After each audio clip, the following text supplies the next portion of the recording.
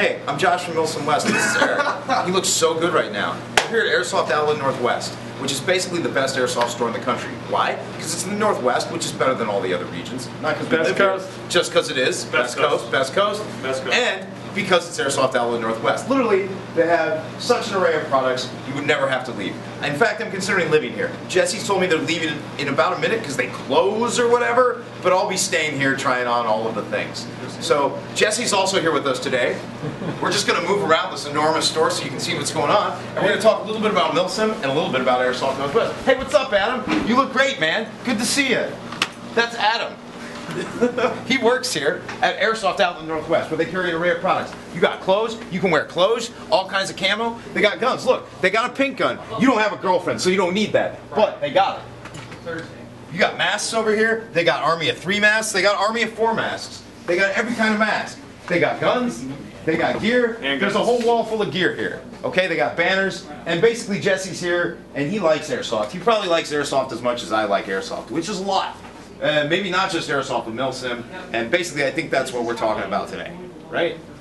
Yeah, we have a couple questions for you from customers. Shoot, I love questions. People who attended the event in the past or are attending the event for the first time. We got quite a few repeat questions. Figured I'd ask you the most common ones today. The number one question from our customers has been, there's no blank fire at this event. That's kind of a first. Is there any particular reason for this, and will you be having blank fire at future events? Yeah, so blank fire is actually an event-by-event thing. We typically, we love blank fire. We think it adds an excellent amount of immersion, but for this event, the landowner told us that they would prefer that we not use blank fire and that we're not allowed to, so we won't be for this event. But at the events in the future, we plan on continuing to allow blank fire as long as it's okay with the landowners. Awesome, awesome. People are glad to hear that. All right, and the next question up on the list, on a lot of people's minds, has been rumors been going around that you guys were maybe going to jump some people in at Jump to Crimea. Is there any truth to this?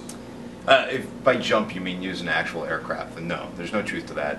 That would be crazy.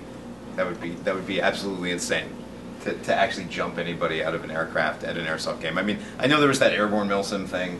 I saw that didn't last very long. We'll be using our typical style of theatrical props and things like that, and we will do our best to try and simulate an airborne insertion. And I think people will be really pleased with what we've put together. It's something that we have done before in the past in running historical MilSim games, and so we're just going to kind of try and recreate that system because it's something that people have really liked in the past. And we actually ran an event once for 3 different years using that technique, using that gimmick, and people really liked it. So awesome. Look forward to seeing what you put together with that. Last question. A lot of people have been asking where they're going to be sleeping. They've heard maybe that the different forces will not all be sharing barracks like they were before. So the Russian and the militia or the Cossacks will be sleeping in a barrack system just much like what we did for Korean Crisis. And the plan is for the NATO element to use the mount site as sort of their fob. So they will be staying in the buildings out there. So my recommendation would be to have them pack accordingly. I mean, so definitely bring maybe a little bit more insulation and layers. Absolutely. No heat in the buildings, and there's no heat. Are all open. I would pack like you're going to any other MilSim West game that's not typically held at Rylea. So if your only experience with MilSim West games is the Rylea one where you stayed in the barracks, probably do a little research. But if you're accustomed to like Daryl Outpost or Daryl Gate, planning on packing like that, same thing. You're not gonna have access to your cars. Once you're in the mount site, you're in the mount site. So if you don't have it, you're just gonna have to learn a little about it. All right, awesome. Thanks for coming out today, guys. Thanks for having us. That's it. No other questions? Yep, that's it. Those are all the big ones. There's probably a million little ones, but you've got a tax off, right? That's right. That's why we have it. Great. Cool. All right, see you guys at the field.